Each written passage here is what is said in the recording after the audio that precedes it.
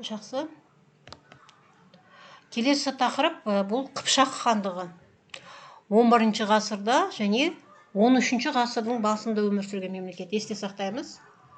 11 ғасыр және 13 ғасырдың басында, яғни Шыңғыс ханның шапқыншылығы басында өмір сүрген мемлекет.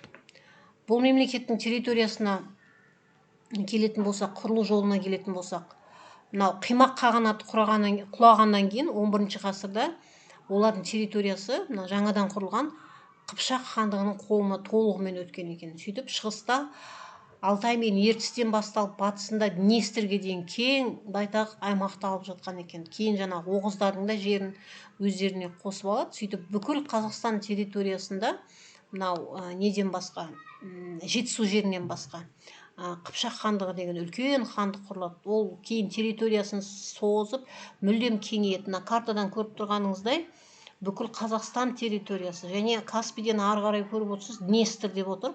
Днестр деп отқанымыз мына Шығыс Европа жері, қазіргі Шығыс Европа халықтар, Венгрия, міне сол жерлерге дейінгі территорияны алып жатқан үлкен мемлекет болған. Дешті Қыпшақ деп аталған. Қыпшақ хандығы бұл даланы Дешті Қыпшақ даласы деп аталған екен, атаған екен.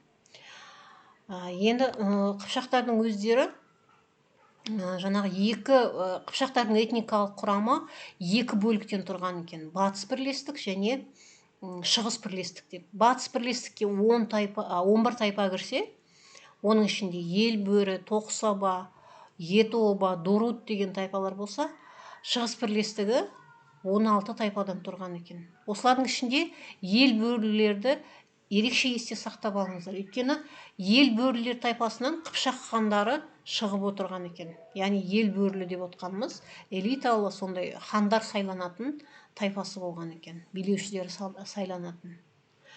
Енді Қыпшақтар туралы не айтуға болады? Бұл Қыпшақ хандығы, жалпы Қыпшақ мемлекеті туралы есте сақтайтын нәрсеңіз, бұл Қыпшақ хандығы Қыпшақ халқының қалыптаса бастаған кезеңі. Яғни біртұтас халық, Қыпшақ халқының қалыптаса бастаған кезеңі. Сол деңгейге дейін жеткен халық. Яғни бір халық деп отқанымыз не? Халықтық деңгейге жетті деп отқанымыз не?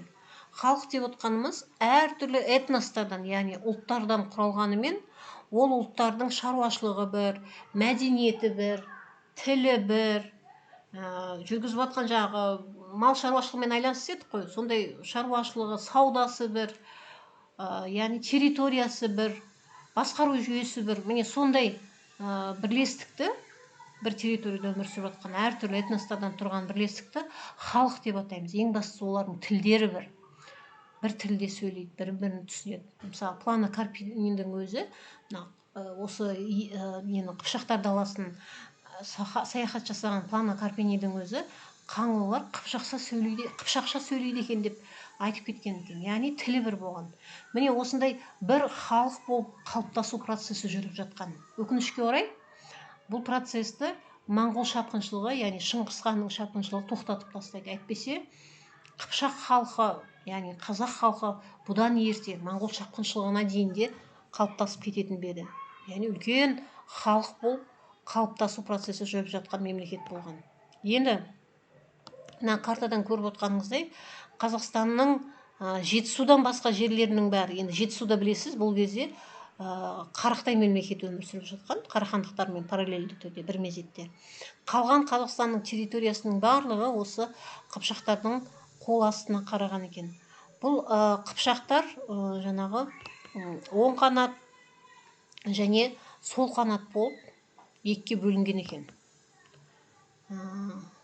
Неден картадан көріп отқаныңыздай, сол қанат деп отқанымыз көбіне Қазақстанның жері. Бұл Қыпшақтардың сол қанатының астанасы Сырдың бойындағы Сығанақ деген қала болған, есте сақтаймыз, Сығанақ қаласы. Ал мынау оң қанатының астанасы Сарай деген жерде болған. Жайықтың бойындағы, мына картадан көріп тұрсыздар, Сарай немесе Сарайшық деп атайды. Осы жерде болған екен астанасы. Екі астана болған. Сығанақ және Сарайшық.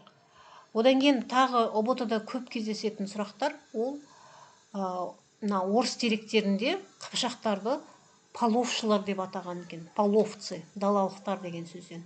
Ал мына Дунай бойына жетіп жайғасқан қыпшақтарды венгрлер, яғни европалықтар, кундар немесе кумандар деп атаған екен. Ғұн деген сөзден шыққан ғой енді. Есте сақтаймыз, осы сұрақ көп кездесетін бұрындары ұбт-да.